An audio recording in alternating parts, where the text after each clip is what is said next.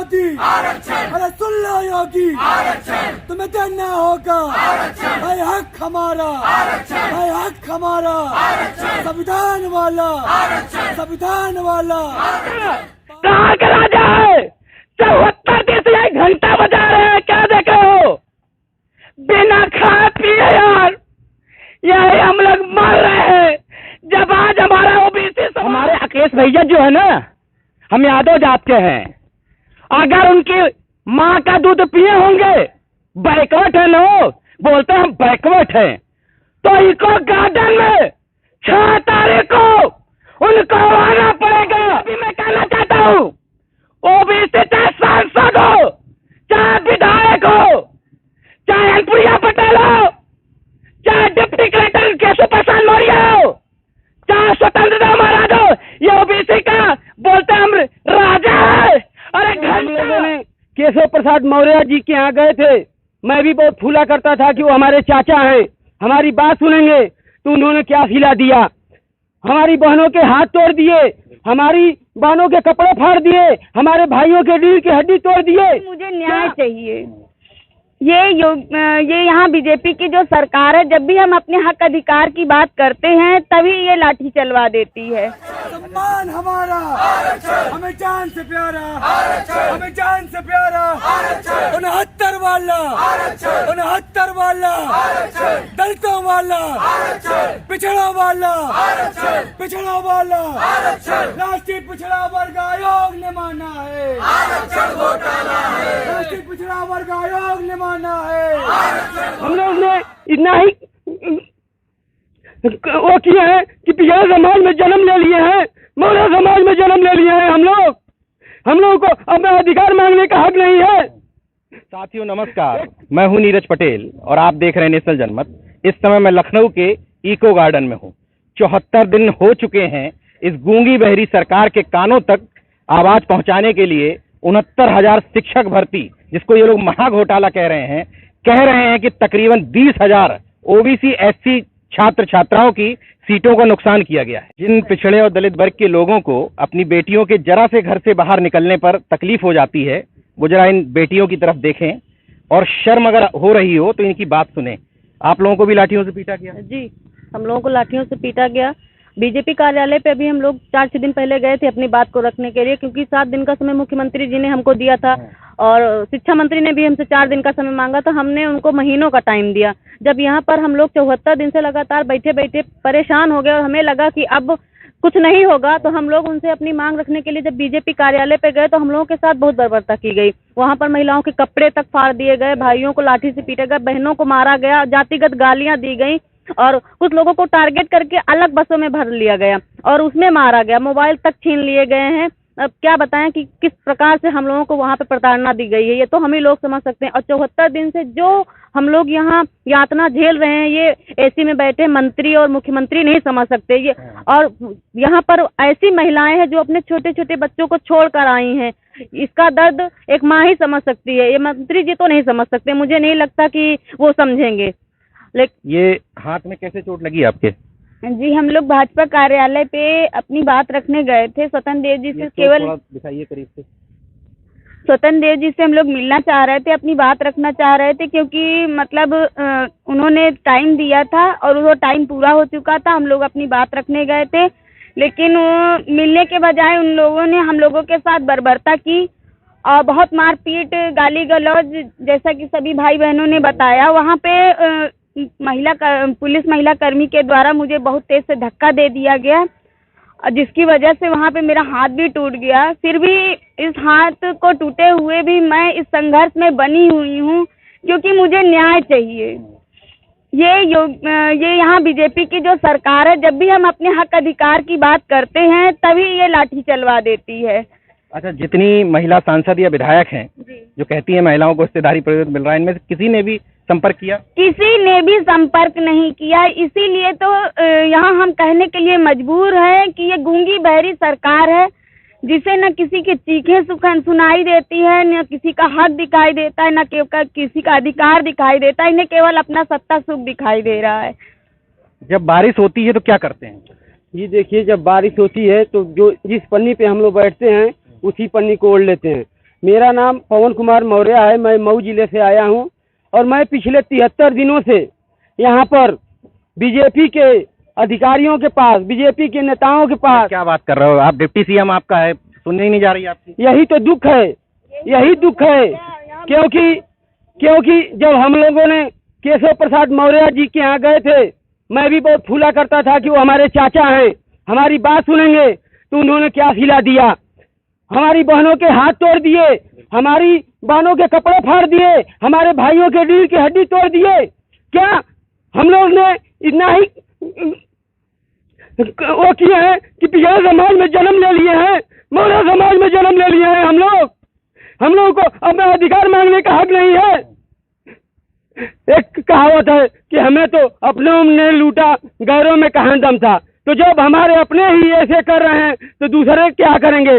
लेकिन मैं आपके माध्यम से केशव प्रसाद मौर्य चाचा जी को बता देना चाहता हूँ, स्वतंत्र देव सिंह जी को बता देना चाहता हूँ, योगी जी को बता देना चाहता हूँ कि हम लोग गांधी जी को भी पूछते हैं और चंद्रशेखर आजाद को भी पूछते हैं। हम लोग 74 दिन हो गए हैं, 4 दिन और गांधी जी बन के यहाँ पे रहेंगे, उसके बाद हम लोगों के अंदर चंद्रशेखर आजाद आ जाएंगे। और उसे भी 3 दिन पहले चंद्रशेखर भैया ने आकर हम लोगों का समर्थन कर दिया है। फिर आप लोग ये मत कहिएगा कि आप लोग ये गलत कर रहे हैं। ये पूरा इको गार्डन जन समूह से भर जाएगा, फिर आप रोक नहीं पाएंगे किसी को। इसीलिए जो भी राष्ट्रीय पिछड़ा वर्ग आयोग ने जो रिपोर्ट लगाई है, 5 तारीख का समय है, आप लोग उसकी मांग को पूरी कर लीजिए। हम लोगों की मांग कोई अनैतिक नहीं है। आप अपने मंत्रियों को, अपने विधायकों को समझाइए कि आप हमसे बात कीजिए, उसका हल निकालिए, क्योंकि इस समय हम लोगों के साथ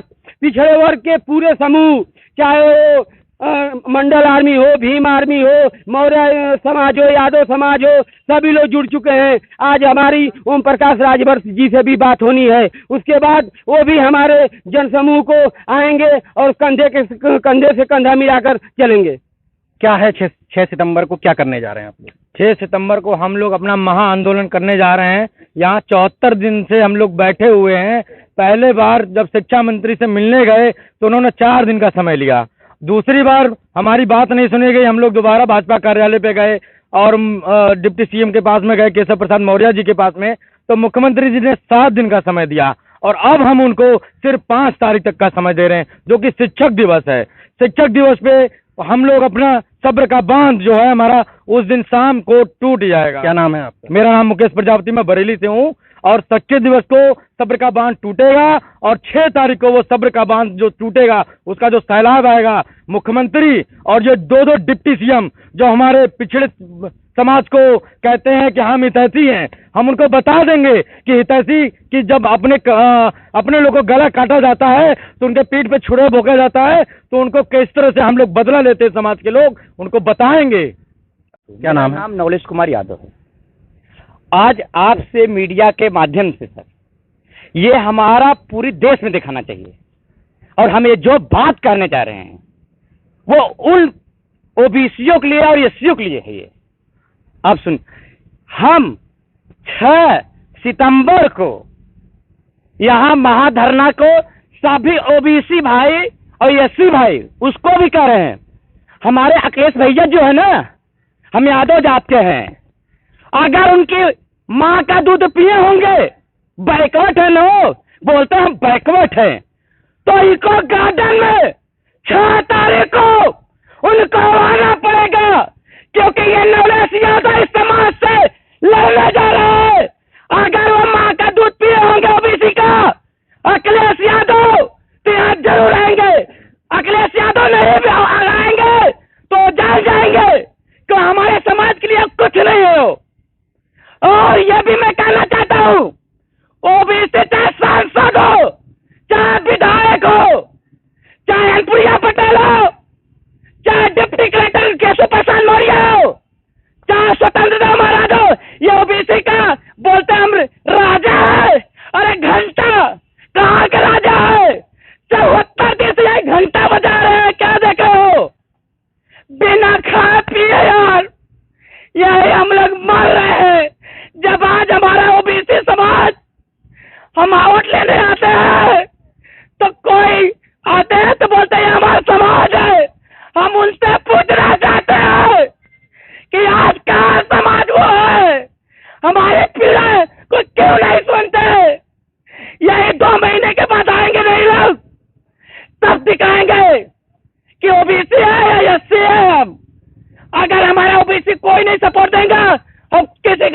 दिखाएंगे। हमारे जो 6 तारीख हम उनको भी औकात दिखाएंगे कि देखते हैं कि हमारा ओबीसी समाज कौन डर समझता है और कौन नहीं समझता। इसी धरना में समझ लेंगे कि हमारा ये नेता है, ये हमारे राजा है। हम इसीलिए धरना कर दिया गया है। हम देखेंगे और कुछ नहीं कहेंगे। जय भीम, जय भारत किया गया है। इतने 74 दिन में लगा आपको कि कोई जो तथाकथित बहुजन समाज की बात करने वाली पार्टियां हैं वो आपका सहयोग कर रही हैं?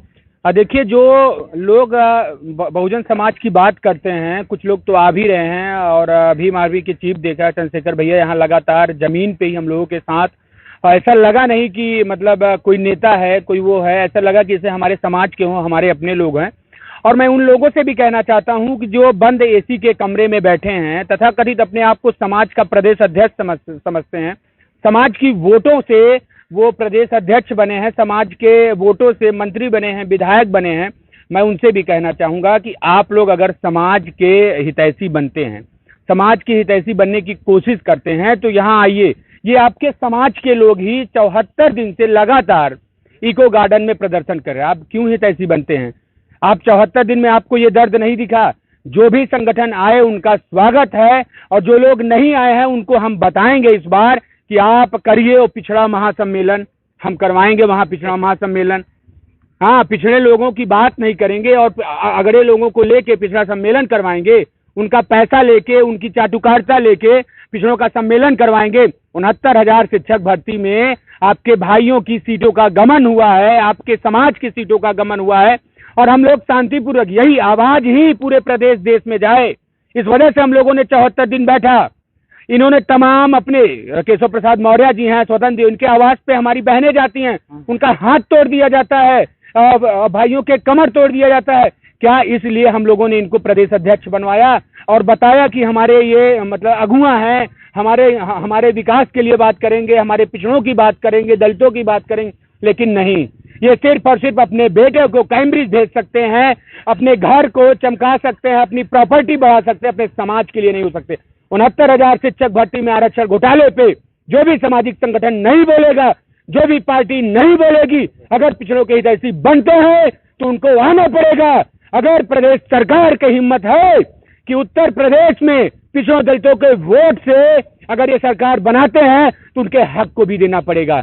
अगर आप पिछड़ों दलितों का वोट लेते हैं तो उनके हक के लिए आपको सड़क पे 6 सितंबर को इको गार्डन से पूरे प्रदेश देश के लोग आ रहे हैं, और आपसे भी उम्मीद करेंगे जो अपने आप को हितैषी समझते हैं वो यहाँ आएंगे। अगर वो नहीं आएंगे तो उनका बाइकआउट करेंगे, और ये जनता जाग गई है, ये समाज जाग गया है और लड़ाई लड़ेगा।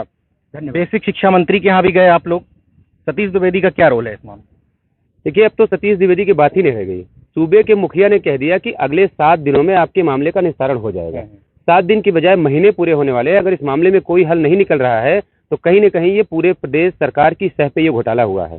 और जो आरोप लगाते हैं बहुत सारे मीडिया हाउसेज, ये कहते हैं कि अभ्यर्थी आरोप लगा रहे हैं, हम नहीं आरोप लगा रहे हैं। 2015 में एक राष्ट्रीय पिछड़ा वर्ग आयोग नाम की संस्था बनाई गई, उसको संवैधानिक पावर दिया गया, और हमारे देश के प्रधानमंत्री और सूबे के मुखिया और प्रदेश अध्यक्ष बड़े बड़े मंचों पे खड़े होकर उसकी गुणवत्ता, उसकी महानता, उसकी ताकत का बखान करते हैं कि पिछड़ों का हक सुरक्षित हो, इसलिए हमने ये संस्था बनाई, ये उसको संवैधानिक शक्तियां दी है। लेकिन आज आप देखिए 74 दिन हो गए हमको उसी रिपोर्ट को, उसी आयोग की रिपोर्ट, जो 6 पन्ने की रिपोर्ट 29 अप्रैल को जारी हुई थी, लेकिन आज तक उस रिपोर्ट पे सरकार मौन है।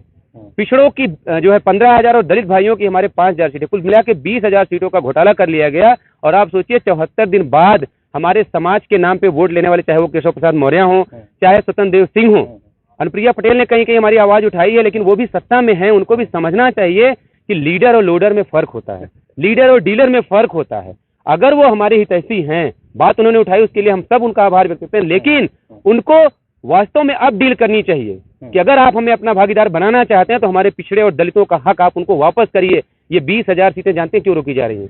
वो इसलिए रोकी जा रही है कि ये 20,000 दलित पिछड़े अगर सिस्टम में आ जाएंगे तो वो प्रश्न करना शुरू कर देंगे, और ये प्रश्न से भागने वाले लोग हैं। इसलिए मीडिया पे डीलिंग तो मंत्री पदों की और विधायकों के लिए हो रही है। और चंद्रशेखर भैया यहाँ पे आए तो लोगों को बड़ी मिर्ची लगी कि वो क्यों वहाँ पे आ गए। मैं कहता हूँ कि हर विपक्ष का नेता ऐसा होना चाहिए कि किसी बेरोजगार के कमर पे लाठी पड़े तो विपक्ष मैदान में आ जाए, किसी की बहन बेटी रोए तो पूरा विपक्ष सड़क पे खड़ा हो जाए।